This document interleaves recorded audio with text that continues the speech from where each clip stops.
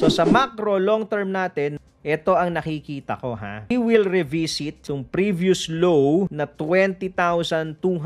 Pwedeng lagpasan pa ng konti, pero yan na yung sinasabi ko sa inyo na possible trap. Meaning to say, in the coming days and weeks, probably aabuti na to ng September, magko-consolidate tayo dito, madami na namang mag-short, didipa ng konting ganon, marami na namang mag-short, sabay hahatawin. Yan po yung trap na nakikita natin. Kasi lagi yan ginagawa ni Bitoy ang ganyang consolidation, maraming natatrap dun sa mga biglaang pump na yan. To, isa to, kita nyo yung conso na yan, nag-drop, nag-conso doon, kaya akala ng iba, wala, magdadrop pa, bigla nag-pump pa yan marami pa yan dito. Kita nyo itong trap na to, daily yan nag-drop, nag-pump, nag-drop, nag-consolidate, okay? Kala nila babagsak pa, bigla nag-pump ang layo. So yan yung trap. Kaya tandaan nyo po yan, mangyayari yan, possible September na, and wag lang kalimutan kasi baka mamaya nakapag-short kayo sa level na yon at maiwan yung short ninyo. And Tito Moves yan, follow and like for more updates.